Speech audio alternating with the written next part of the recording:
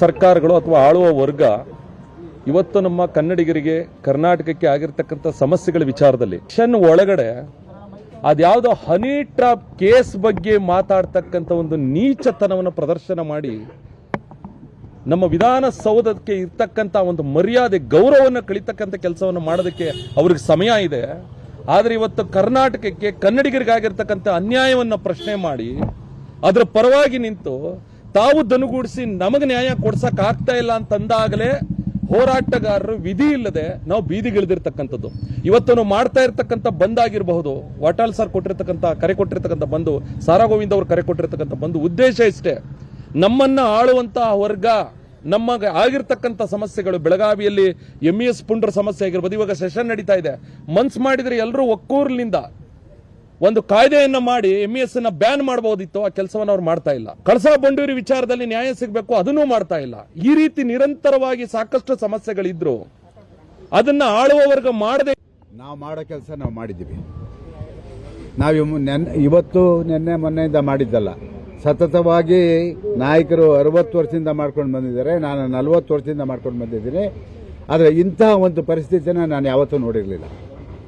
ಇವತ್ತು ಕನ್ನಡ ಪರ ಹೋರಾಟವನ್ನು ಹತ್ತಿಕ್ಕುವಂಥ ಕೆಲಸವನ್ನು ಪೊಲೀಸ್ ಇಲಾಖೆ ಮುಖಾಂತರ ಮಾಡಿಸಿದ್ದಾರೆ. ಮಾಡಲಿ, ಪರವಾಗಿಲ್ಲ. ಯಾಕೆ ಅಂತ ಹೇಳಿದ್ರೆ ನಗರದ ಪೊಲೀಸ್ ಕಮಿಷನರ್ ಅವರು ಅವರಿಗೆ ಆದೇಶ ಕೊಟ್ಟಿರೋದನ್ನು ಅವರ ಪಾಲನೆ ಮಾಡ್ತಾ ಇದ್ದಾರೆ. ಮತ್ತು ಅವರ ಅಧಿಕಾರಿಗಳು ನಮ್ಮನ್ನೆಲ್ಲ ಕಡೆ ಬಂಧಿಸಿದ್ದಾರೆ. ಬಹುಶಃ ನಾನು ಇಲ್ಲಿವರೆಗೆ ಇಂಥ ಒಂದು ಪರಿಸ್ಥಿತಿಯನ್ನು ನಾನು ನೋಡಿರಲಿಲ್ಲ. ಇಡೀ ರಾಜ್ಯದಲ್ಲಿ ಎಲ್ಲೆಲ್ಲಿ ಕನ್ನಡ ಪರ ಸಂಘಟನೆಗಳಿದ್ದಾವ ಎಲ್ಲ ನಾಯಕರಿಗೂ ಕೂಡ ನೋಟಿಸ್ಗಳನ್ನು ಜಾರಿ ಮಾಡೋದ್ರ ಮೂಲಕ ಹೇಳಿದ್ದಾರೆ. ಏನು ಸುಪ್ರೀಂ ಕೋರ್ಟ್ ಹೇಳಿದೆ, ಹೌದು, ಕರ್ನಾಟಕ ಬಂದ್ ಮಾಡಬಾರ್ದು, ಯಾವುದೇ ಬಂದ್ಗಳಿಗೆ ಕರೆ ಕೊಡಬಾರ್ದು ಯಾರು ಅಂತ ಹೇಳ್ಬಿಟ್ಟು. ಯಾರು ಮಾಡಿಲ್ವಾ? ಮೊನ್ನೆ ಆಲ್ ಇಂಡಿಯಾ ಲೆವೆಲಲ್ಲಿ ಇಂಡಿಯಾ ಬಂದ್ ಮಾಡಲಿಲ್ವಾ? ಅವತ್ತೆಲ್ಲೋಗಿತ್ತು ಪೊಲೀಸ್ ಇಲಾಖೆ? ಇವತ್ತು ನಮ್ಮನ್ನೇ ಕೇಳ್ತಾ ಇದ್ದೀವಿ. ವಾಟಾಳ್ ನಾಗರಾಜ್ ಅವರಿಗೆ ಅಂತ ಹಿರಿಯ ಹೋರಾಟಗಾರರನ್ನ ಹಿಡಿಯುವಂತದ್ದು, ಅವ್ರ ಮನೆಗೆ ಹೋಗುವಂತದ್ದು, ಅವ್ರಿಗೆ ನೋಟಿಸ್ ಕೊಡುವಂತದ್ದು ಇದು ಖಂಡನೀಯ. ವಿಧಾನಸಭೆಯಲ್ಲಿ ಅವರು ಅನೇಕ ಸಂದರ್ಭದಲ್ಲಿ ನಾಡಿನ ಪರವಾಗಿ ಹೋರಾಟವನ್ನ ಮಾಡಿದ್ದಾರೆ, ಕನ್ನಡಿಗರ ಪರವಾಗಿ ಹೋರಾಟ ಮಾಡಿದ್ದಾರೆ. ಅವರು ಕರೆದಿರುವಂತ ಬಂದು ಕನ್ನಡಿಗರ ಪರವಾದಂತ ಬಂದು, ಕನ್ನಡಿಗರಿಗಾಗಿ ಕರೆದಿರುವಂತ ಬಂದು ಸರ್ಕಾರ ಬೆಂಬಲ ಕೊಡಬೇಕಿತ್ತು. ಆದ್ರೆ ಹೋರಾಟಗಾರರಿಗೆ ನೋಟಿಸ್ ಕೊಡುವಂತದ್ದು, ಬಂಧಿಸುವುದನ್ನ ನಾನು ತೀವ್ರವಾಗಿ ಖಂಡಿಸುವಂತ ಕೆಲಸವನ್ನ ಮಾಡ್ತೀನಿ. MES ಗುಂಡಗಳನ್ನ ಇಲ್ಲಿ ತನಕ ಎಲ್ಲಿ ನೆಟ್ ಬೋಲ್ಟ್ ಅನ್ನ ಟೈಟ್ ಮಾಡಿದ್ದಾರೆ DK ಶಿವಕುಮಾರ್ ಅವರು, ಅಲ್ಲಿ ಅವರ ಸಚಿವರೇ ಹೋಗಿ ಮರಾಠಿಯಲ್ಲಿ ಭಾಷಣವನ್ನ ಮಾಡ್ತಾರೆ. ಇನ್ನೊಂದ್ ಕಡೆ DMK ಜೊತೆ ಚೆನ್ನಾಗಿರ್ತಾರೆ, ಅವ್ರು ನೆಟ್ ಬೋಲ್ಟ್ ಟೈಟ್ ಮಾಡ್ಲಿ. ಫಸ್ಟ್ ಕನ್ನಡ ಹೋರಾಟಗಾರನ ಯಾಕ್ರಿ ನೋಟಿಸ್ ಕೊಡೋದು ಬಂದ್ ಮಾಡೋದು ಮಾಡ್ತೀರಾ? MES ಗುಂಡಗಳ ಮೇಲೆ ಗುಂಡ ಕಾಯ್ದೆ ಹಾಕಿ ಬಂಧಿಸಿ ಎಲ್ಲಿ ಗಲಾಟೆ ಆಗ್ತವೆ? ಅವರೇ ಪೊಲೀಸ್ ಜೀಪ್ಗಳಿಗೆ ಬೆಂಕಿ ಹಾಕಿದ್ರು, ಕಲ್ಲು ಹೊಡೆದ್ರು, ಅವ್ರ ಮೇಲೆ ಕೇಸ್ ಆಗಲ್ಲ. ಅವ್ರನ್ನ ಬಿಡಿಸುವಂತ ಕೆಲಸವನ್ನ ಇದೇ ರಾಜಕಾರಣಿಗಳು ಮಾಡ್ತಾರೆ.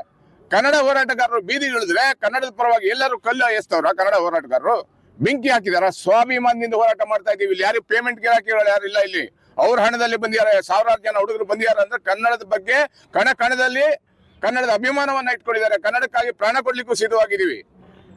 ಕನ್ನಡಿಗರ ವಿರುದ್ಧ ಇದೇ ರೀತಿ ಏನಾದ್ರೂ ಗೂಂಡಾಗಿರಿ ಸರ್ಕಾರ ತಾಳಿದೆ ಆದ್ರೆ ಮುಂದಿನ ದಿನಗಳಲ್ಲಿ ದೊಡ್ಡ ಪ್ರಮಾಣದ ಹೋರಾಟವನ್ನ ಮಾಡಬೇಕಾಗತ್ತೆ. ಎಚ್ಚರಿಕೆಯನ್ನು ಕೊಡ್ತಾ ಇದ್ದೀವಿ ಸರ್ಕಾರಕ್ಕೆ. ಈ ಕೂಡಲೇ ಏನ್ ಯೋಜನೆಗಳನ್ನ ನೀವೇ ಘೋಷಣೆ ಮಾಡಿರೋದು ನಾವು ನಿಮ್ಮ ಹತ್ರ ಕೇಳಿಲ್ಲ, ನೀರ್ ಕೊಡಿ ಅಂತ ಕೇಳಿದೀವಿ. ವಾಟಾಳ್ ನಾಗರಾಜ್ ಅವರಿಗೆ ಅಂತ ಹಿರಿಯ ಹೋರಾಟಗಾರರು.